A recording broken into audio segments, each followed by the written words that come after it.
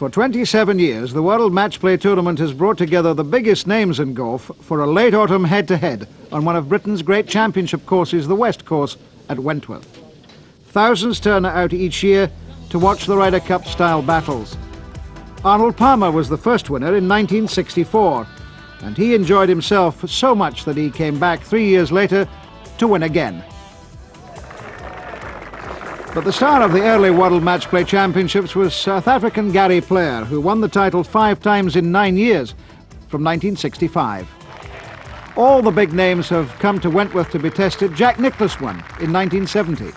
Greg Norman has taken the title 3 times, and Sandy Lyle is a winner too. The seeds this year are impressive. Ian Woosnam, the world #1, the Masters champion, and defending his title round a course he admits he loves like no other.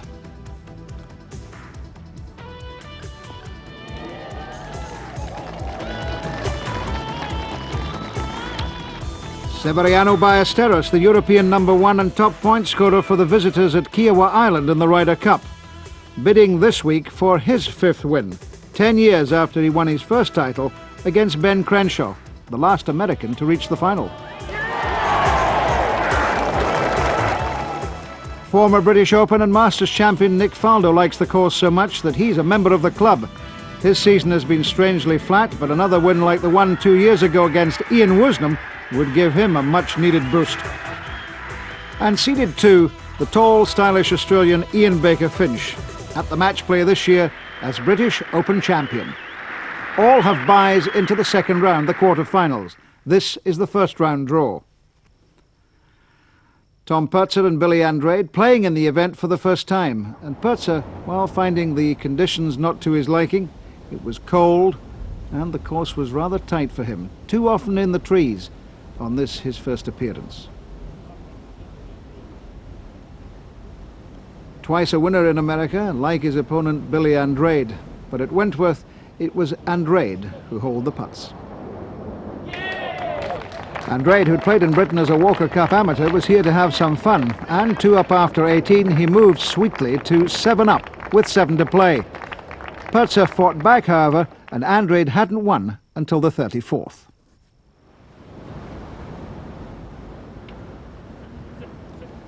Fred Couples looked as if he was going skiing. It was so cold, but that silky putting touch that he'd showed at Kiowa Island in the Ryder Cup was still with him as he beat Joe Ozaki. The Japanese did have 1 or 2 highlights in the round, but not enough to beat the American. Couples never pressed 1, 4 and 3. Couples' Ryder Cup colleague Mark Calcavecchia had a rematch against the man he'd halved with at Kiowa Island, Scotland's Colin Montgomerie. Montgomerie was far too steady for the American and built up a solid lead.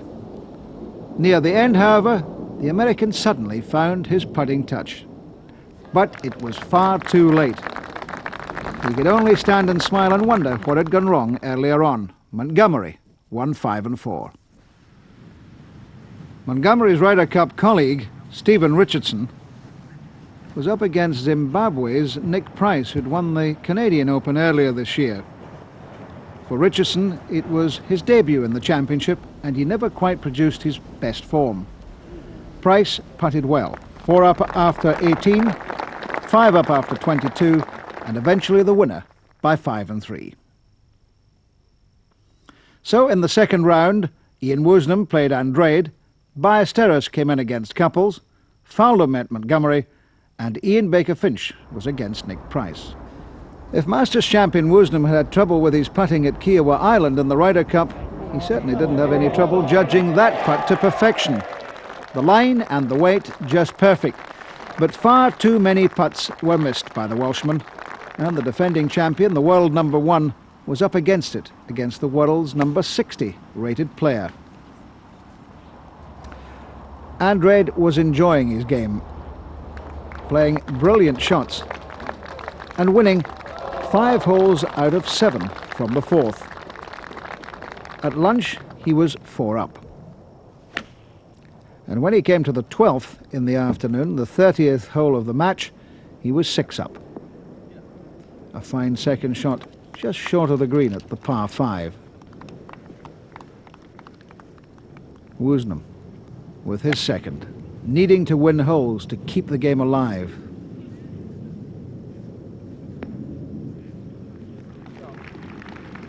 Nothing was going right for Woosnam. Later he would say he was tired and needed a holiday. This third shot should have stopped near the stick. Instead it ran and ran across the slick Wentworth greens. And the Welshman had had enough. Woosnam's defeat was the first major surprise of the 1991 championship, but just as shocked at his 7-6 victory was Billy Andrade.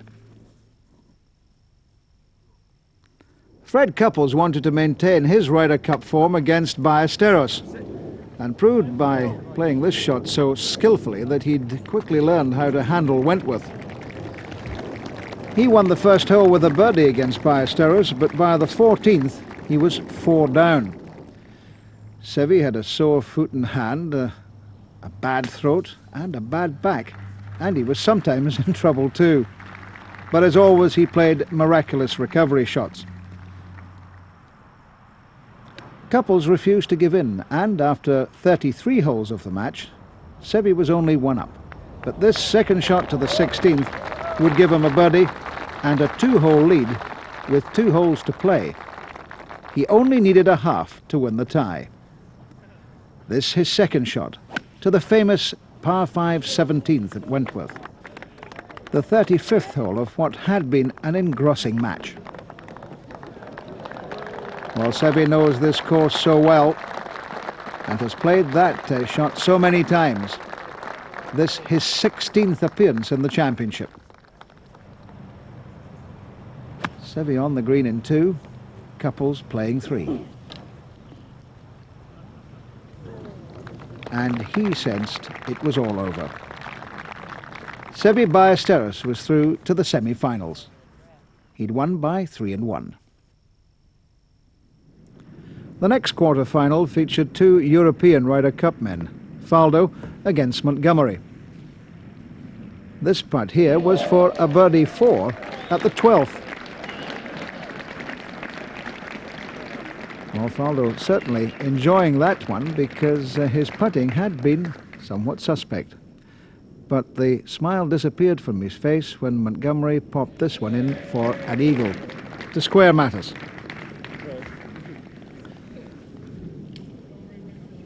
Montgomerie, with nothing to lose, won the 15th. But Faldo produced this exquisite second shot to level matters again at 16.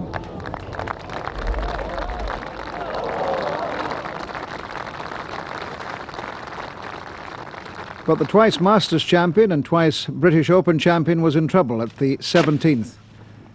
This his 4th from a very bare lie. He would take 6 and Montgomerie would go 1 up. In a match which was exceptionally close, 10 holes were halved in the afternoon. The match was all square with 2 to play when Montgomerie fired his tee shot at the 35th hole, the 17th, out of bounds.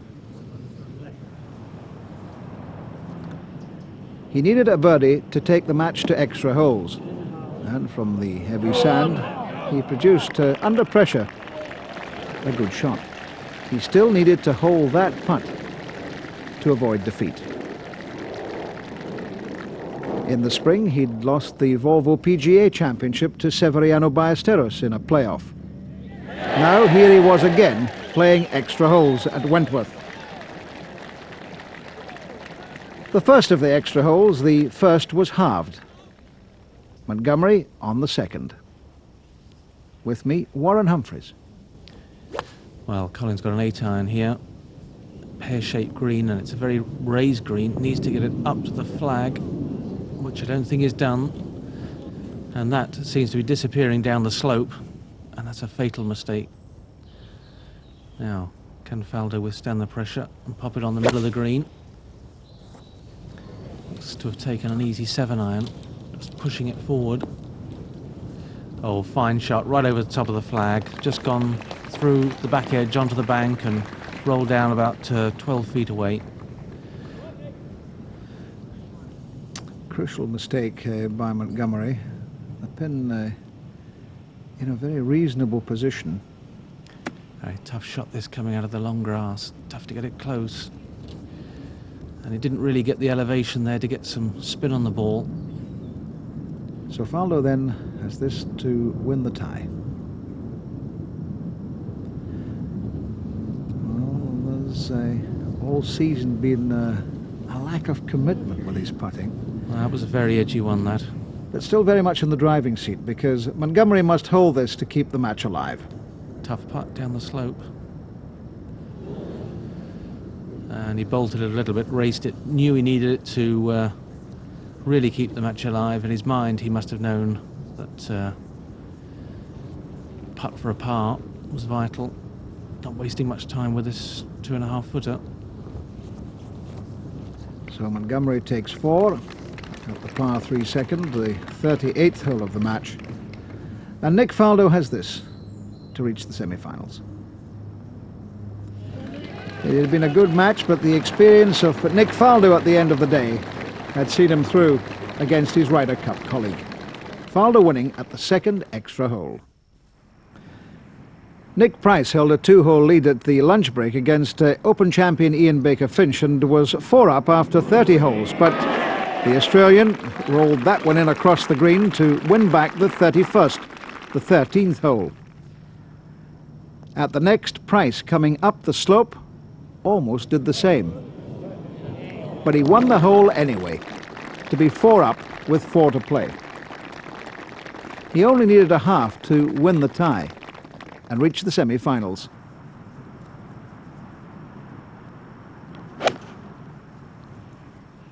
Baker-Finch at the 15th, the 33rd hole of the match. A fine second shot. And good enough to get a hole back and keep the game alive. It looked as if he might win another hole at the 34th. But Price almost holed his bunker recovery. And the tall Australian had to hold this to avoid defeat. Price was the winner.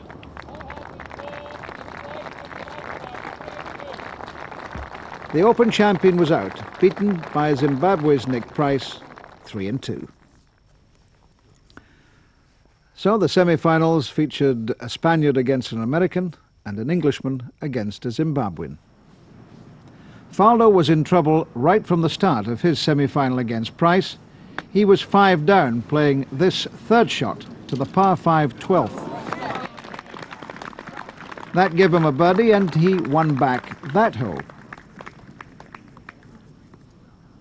At the 13th, a dogleg par 4, he played this approach shot to a green round the corner and hidden by the trees.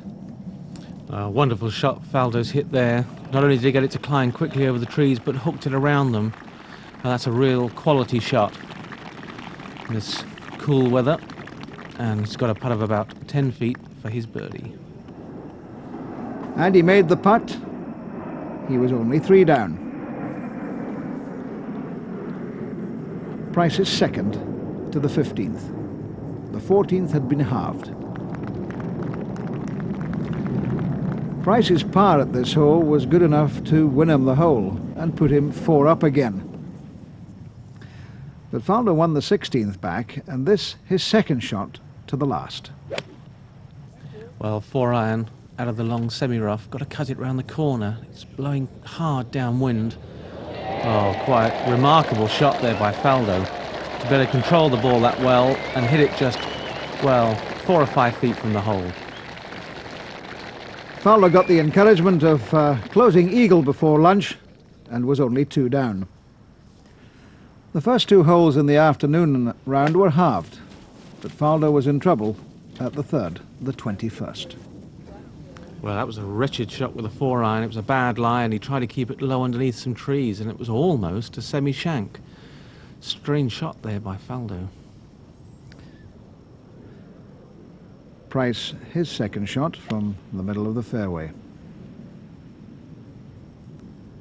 Both players coached by David Ledbetter, and Price playing a fine second onto the tee on which the pin was cut. Price would win that hole and 2 more, and by the time they came to the 11th hole in the afternoon, the 29th hole of the match, he was 5 up and putting here for another birdie.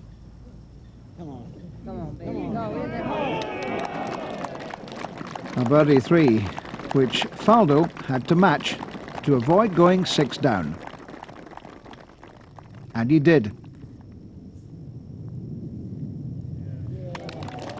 A half in birdie 3, but Faldo was running out of holes. At the par 5 12th, the 30th hole of the match, he was through the green in 2 and playing this delicate chip.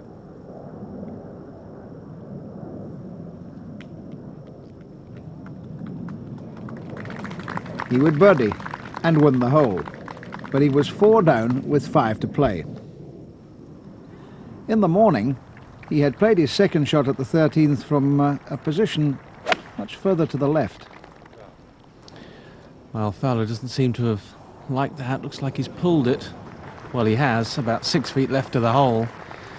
Well, I don't know why he's unhappy about that. He was saying I think he wanted to hit it to the right and draw it, but fine shot though by Faldo. Now what can Price do in response? Oh, equally good. And got the easier putt coming uphill. Tricky green this 13th, and big advantage to be putting up the slope. Give this a firm wrap. Well, obviously misread it. It would usually come from that left-hand side. Now, can Faldo get another one back? Big chance for him, but it's quick. Just needs to touch it. Oh, and both putts staying away on that right-hand side. He got his par, but had missed an important chance. On the 15th tee, he was 4 down with 4 to play, and that a most destructive shot. For Faldo, who's had such a miserable season by his standards, it was time to concede.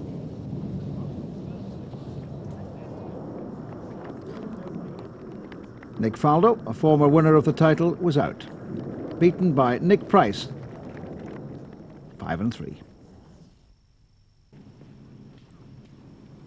Seve Ballesteros has the reputation for playing great shots out of trouble in the trees, but this time it was his opponent Andrade who was in trouble at the 15th. He had been 1 up on the Spaniard early on, but then Seve had won 3 holes in a row, and the 11th. Andrade had hit back, and Seve was now 1 up. This his second to the 15th.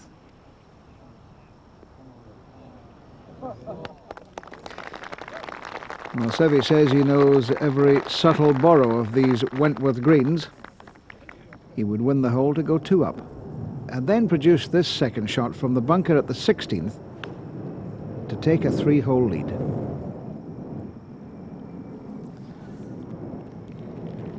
Ballesteros would hold that 3-hole lead at lunch and was still 3 up when they came to the 29th hole, the 11th in the afternoon. But this time, he was in trouble.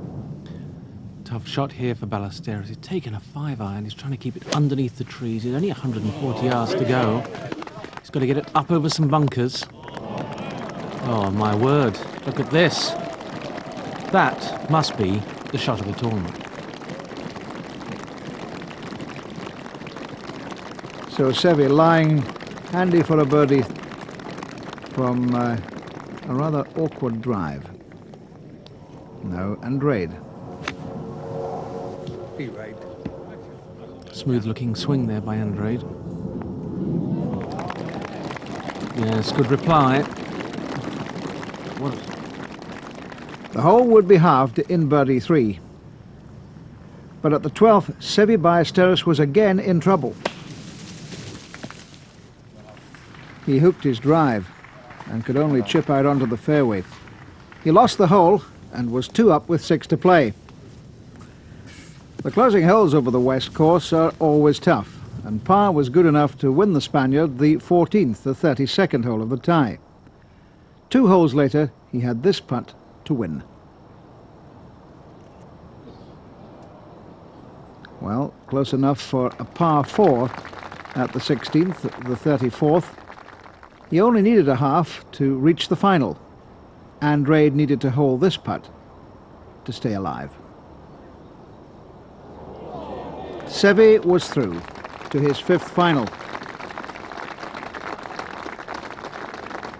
Andrade had not played quite as well as he had against Ian Woosnam, and he conceded victory to someone who admired the way he'd played.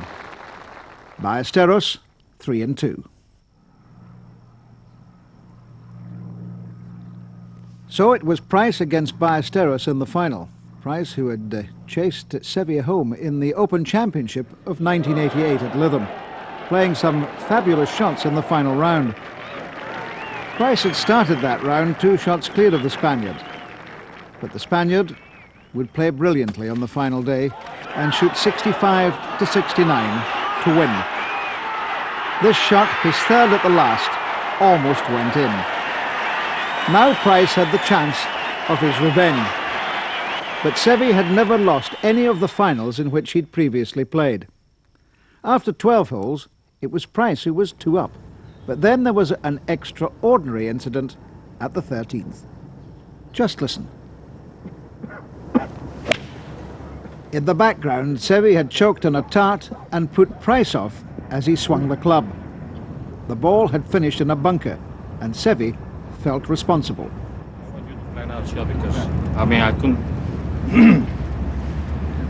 Referee Mike Stewart was called in and explained that this was not possible. It's the same as if somebody in the crowd do the same thing if the camera went off. It's one of these unfortunate things. I know it's very unfortunate, Nick, but there's nothing we can do. We can't make the stroke. Seve even offered Nick Price a half, but the Zimbabwe man refused. The hole was halved. At the 14th, Price still had the honour.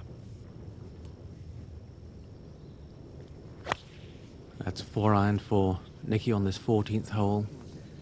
He's got to get a lot of elevation on it to get it up the slope. Oh, another wonderful shot. He's been playing so well this week. A lot of piercing iron shots. Very strong player. Now Seve, 5-iron, obviously wants the loft to get it up this bank. Pin on the top plateau. Urging it forward. Oh, fine reply. They're really playing some wonderful shots, these two. Now Seve, a little bit down the slope and across it, just aiming right edge. Very quick, these greens this year. Beautifully holds for a 2.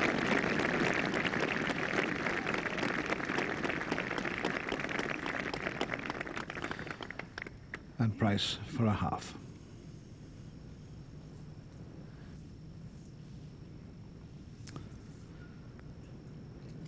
Or perhaps pushed it just a touch. And that hole lost. Seve gets it back. Nick Price only 1 up. Both these players 34 years old. Forward now to the 15th. Seve playing a 5-iron. Big slope on this green from right to left, so I'm sure he'll be trying to get it down below the hole. Try and have an uphill putt. Needs to come round. Well, that really is using the contours of the green to good effect. Yeah, it's a good shot, but it's going to be slick down there. The condition of the Wentworth course this year, so much better than it's been in recent years. All problems there for Price. Clipped the tree. Well, he needed to cut it round the trees and keep it underneath the branches, and that's just taken a little bit of weight off the shot. And now, tough shot from the bunker. What he must hope, of course, is the ball's not plugged. Seemed to go into that bunker very softly.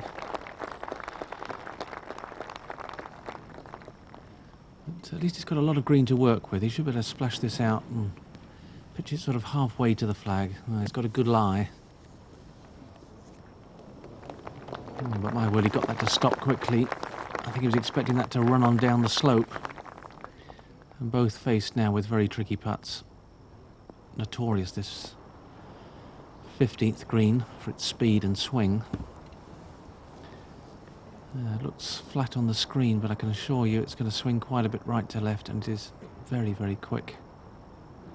Well, once again, tantalisingly, that ball just runs over the edge of the hole. That's a 5.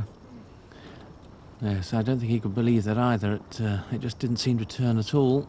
And now, match all square as they move to the 16th. Seve just having a practice putt, but Nicky conceded the hole already. The 16th was halved in 4. Now the 17th, Price to play his second shot first. Round the corner and down the hill. Out of bounds on the left. Break right.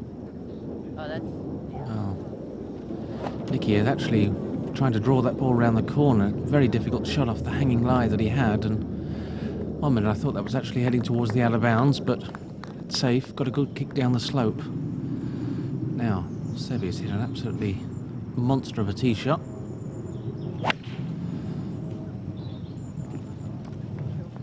Can he get it on the green? Big hit if he does. Well, in the old days, that probably would have run down just to the stick. But the new watering system here at Wentworth has ensured that the fairways are just that little bit more lush. Seve to go first with his third and using a putter.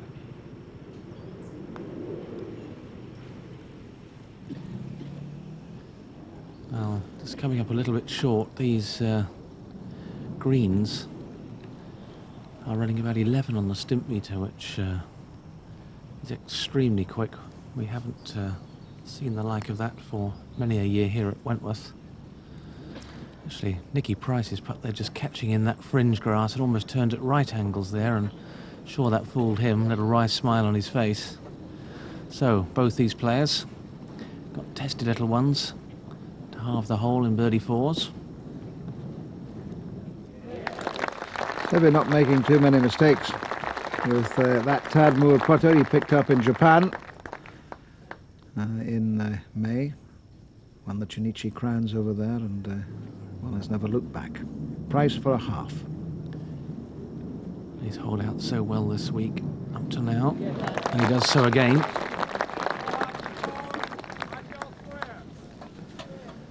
So to the 18th, another par 5, but a reachable par 5, and Nick Price just wondering what he's got to do to get the edge again on Seve before lunch. Perhaps he'll have to make an eagle. This anyway, his second shot to the 18th in the morning round. Too high, and he's hit there off the downhill slope, and well, what a class shot that is. How he actually got that ball to stop so quickly, I'm not quite sure. But he could have done with the extra kick on. Now Ballesteros just a few yards further up. Got a 3-iron. Seemed to catch that heavy. He's hit 1 or 2 heavy today. Yes, I don't think he hit that quite as he liked. Lucky to miss that bunker. But on the green, and he may think that it's in the bunker. His wife Carmen and Nuria Pastor, one of the Spanish journalists who follow Seve around the world. As Seve putts for an eagle 3. Well, it's fully 30 yards this. Up the slope, and well, very uncharacteristic Ballesteros putt that. For someone who knows these greens so well, Seve not just judging that one correctly. Doesn't want to lose the hole. Doesn't want to go into lunch 1 down. Psychologically giving Price the upper hand. Well, I'm sure Nicky's gone to school on Seve's putt there. Although I'm not quite sure whether he's going to learn too much from where Ballesteros has finished, but he certainly judged the weight a lot better. That's a certain birdie. His caddy removing the flag there. His caddy who, of course, worked for John Daly when he won the US PGA Championship at Crooked Stick when Nick Price with Drew. Well, that putt conceded, and Seve gets the half. So at lunch, all square. Seve round in an approximate 65, Price in 66. Remembering that in match play, sometimes putts are conceded. They have the 19th in fours, and we join them again at the 20th, the short second. Early time for Ballesteros. Pin cut away on the left-hand side, right on the front edge of this green. A few years ago, of course, Aoki holed in one here and won himself a very nice apartment, quite close to Glen Eagles. Now, in Scotland. Indeed. Now look, Nicky's squinting in the sun, and he squirted that one away into the bunker on the right-hand side, and that's certainly a place you don't want to go. Very deep down there. And oh, what a wicked lie. Well, now he's got, well, if you're lucky to get it on the green from here, you can see the bank he's got to go over. And downhill lie as well. He actually did remarkably well to get it there. So Price will be first to go for 3, and Warren, you've been checking up on his statistics this week. Yes, well, looks odds on now, Renton, that as long as Seve 2 putts here for the sure win, it'll be the first time that Nick has been down in the whole of this tournament. And up to now, he's played 119 holes, so this is 120th hole. And Seve just rolling that one up and being conceded the putt, and for the first time this week at Wentworth, Nick Price is down. 1 down to Severiano Ballesteros, and just look at these crowds. At the third, a par 4, Price his second shot. Well, poor tee shot by Price. He just let it drift out to the right and is in some semi, but, well, making up for it by a wonderful second shot, but I think it's raced through the green. Obviously he couldn't get the spin on it coming from that semi-rough, but, well, shouldn't be too badly off there at the back of the green. Now Seve thinks the first time that he's hit this fairway all week. And it's certainly his bogey hole. Not managed to hit the green either. He's found that front bunker on the right of the screen there most of the time, and, well, just doesn't like it. Well, Price through the green, but it will be the Spaniard to go first. And once again using the putter from just off the putting surface.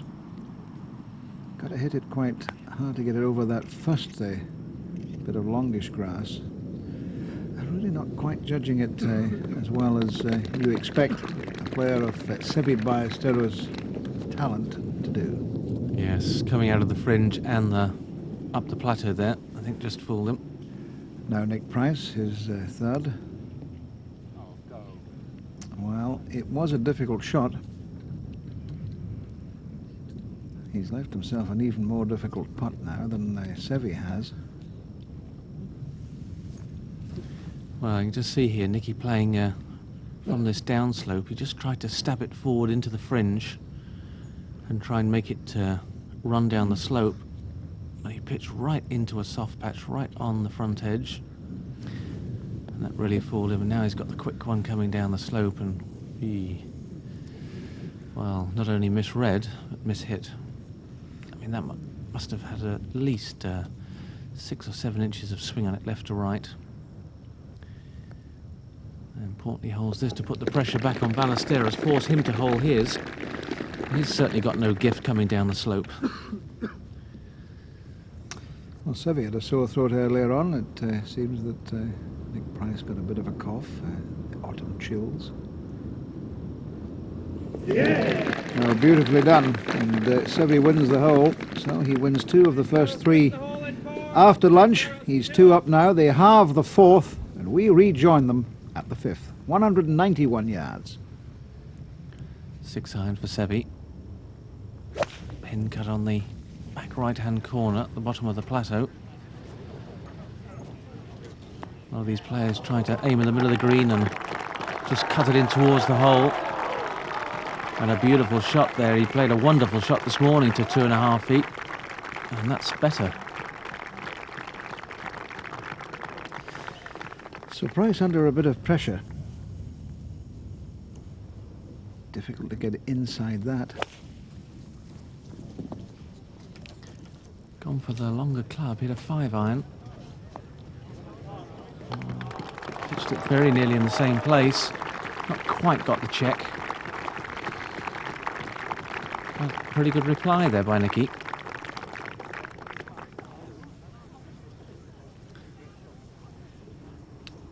Price has conceded Severiano Ballesteros his putt and has this now for a half. Yes, and of course he doesn't make it. It'll be 3 holes lost out of the last 4. Yes, 3 holes lost in 4 holes after lunch. And after 22 holes, Price 3 down. Price, who was 3 up after 7 this morning. Well, now to the 8th, the 6th halved, the 7th halved. Seve urging that ball up onto the green, but not happening for him. And very unhappy. He says to Billy Foster, his caddy, I hit it good, and it's still not on the green as Price plays his second. Go in. Oh, good shot from the Zimbabwe man. This hole halved in the morning in 4s, but Price winning the hole with a 3 in the afternoon. So Price 2 down, playing his 3rd to the 9th. Good looking shot. In trouble off the tee. Break right. Break right off that. Well, that really is a good shot, giving himself the chance of salvaging his par. This par 4 hole that runs along the railway.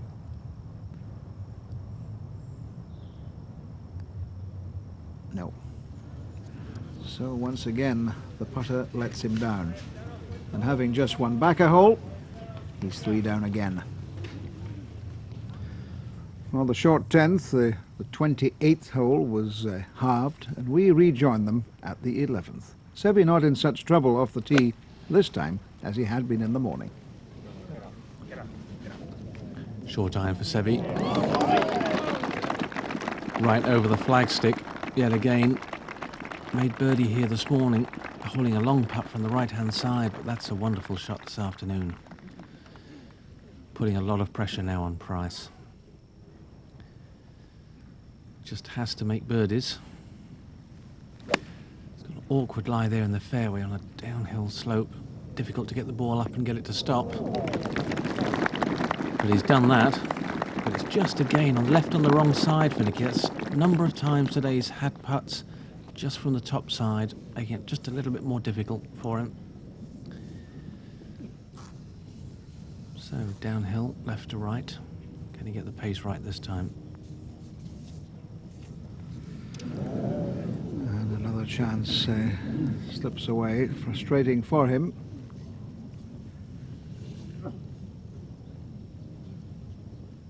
Not the only player this year who's having problems on the greens. Nick Faldo is, so too Ian Woosnam, as Seve has the chance to go 4 up. And he doesn't take it.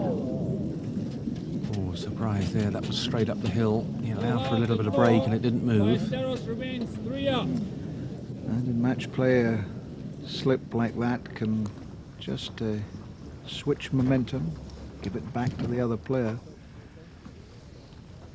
And, well, off the 12th tee, the players firing their tee shots, not through the gap, but right over the trees, as the hole wends away around to the left, out of bounds all the way down the left-hand side. Yes, those pines dominate the tee shot, but they're from an elevated tee, so it's not too difficult to get the ball up and over them.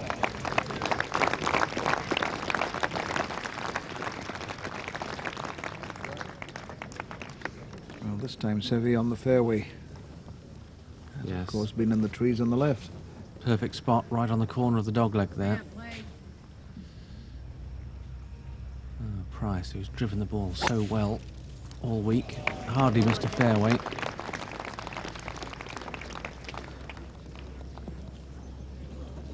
Oh, ball pitching past Seve's drive there. But on the left-hand side, and perhaps making the second shot more awkward.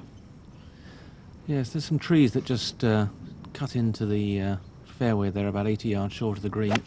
We've either got to hit over them or try and draw it around, but I can't overdo it. There's out of bounds left. Seve started at that at the right-hand bunker, tried to draw it in, and it held pretty straight. But on the edge of the green. Hasn't made too many mistakes today. Hasn't dropped a shot. Now Price, his second shot. Come on, get close. Go, baby. Get up. Get up. Oh, what a fine shot from Nick Price. Winner of the Byron Nelson and the Canadian Open this year in America. Seve to putt first for an eagle. Yes, using the putter from just off the edge of the green once again.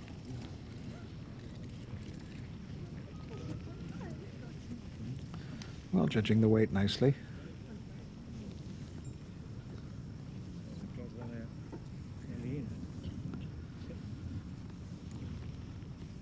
Now, if Nick is to get back in this match, he must take these chances. This is for an eagle. Oh, and just like the last one, shave the hole.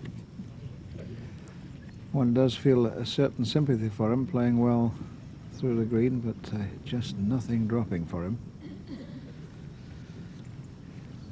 So Seve then for a half in four, a half in birdie four.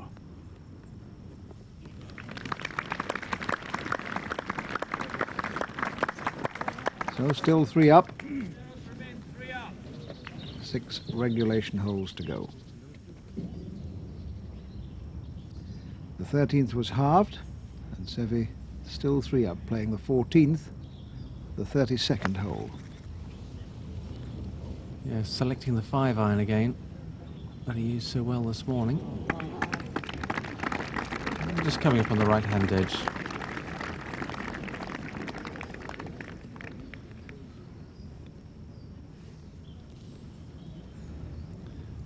Price 1 club more, 4-iron. Said coming into this tournament that he was playing better than any time of his life, better than when he won in the Canadian Open. So really happy with his form from tee to green. And you can see why. Another shot right over the top of the flagstick. So Seve will be first to go. Seve who beat Crenshaw in 81 in the final, and Sandy Lyle in 82, and then Bernard Langer twice.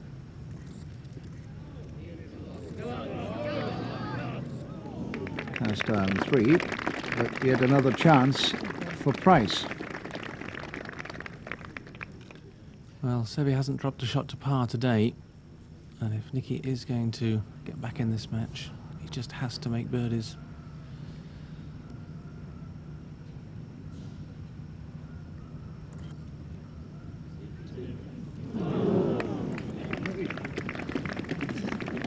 While running out of holes. The hole halved in 3, and Seve still 3 up as he plays the 33rd, the 15th. Well, very unusual there. Ballesteros taking an iron off the tee for safety.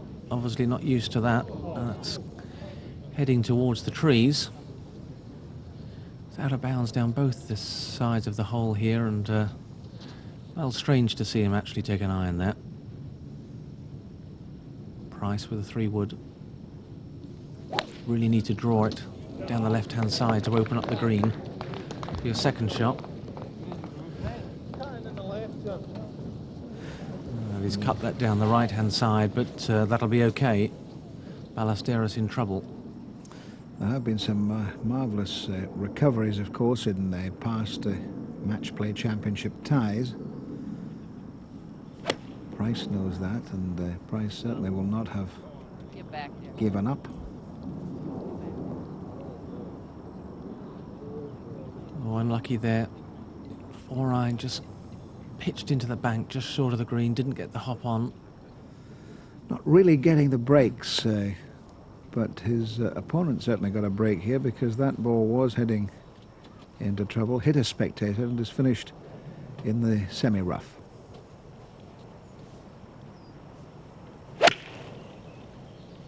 Sounds a little heavy. Not quite sure he got that as he wanted it. 3-iron, it's bounding on. And just through the green, perhaps? Yes. He seemed to dig it out of the lie.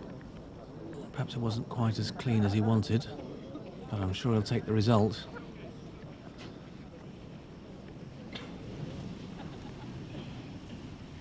Well, that's a curling, fast putt for Price. Probably aiming somewhere near his caddy's feet.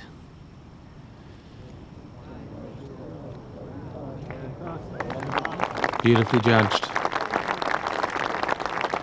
From that distance, that's a fine putt. But, of course, he really needs them to go in. And Seve has the chance to win the final here, his 5th final, to equal Gary Player's record, set up between 1965 and 1974. This for a 3 to win the tie, 4 and 3.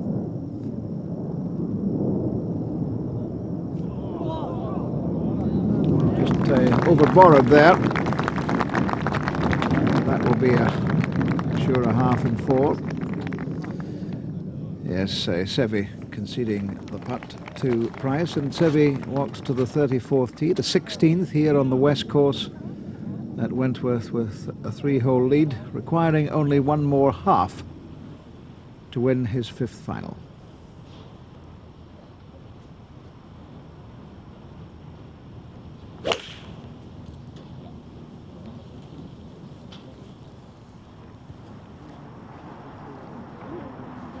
Well, sounded a better contact, and that's in fine shape up the right-hand side, away from the bunker that guards the left-hand side of this fairway.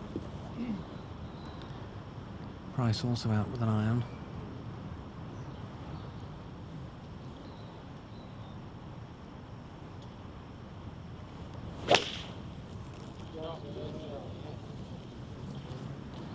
He's watching it intently.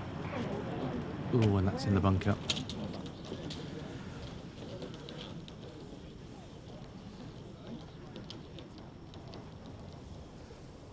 Well, Price winning a couple of times on the American circuit, and that Canadian Open played over a very difficult course, and second in the Zimbabwe Open away early in the season. He doesn't go home there very often, but when he did, he came second.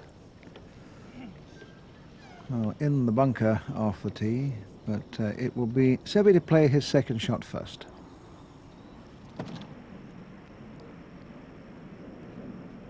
Short iron for Seve, pin cut on the right-hand side. I'm sure they'll be aiming this in the middle of the green.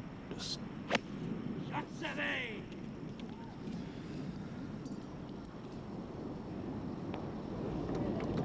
You couldn't ask for more than that. Really wonderful day to play golf on a course in immaculate condition, and Ballesteros in control. now Nicky's got a tough lie in this bunker. It just seems to be sitting down in a rake mark. Oh, but he's drilled that out very low. Punched it forward, and what a reply.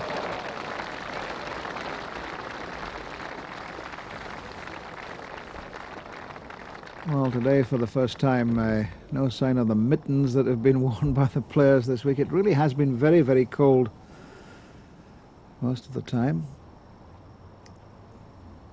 Seve putting here once again for the match.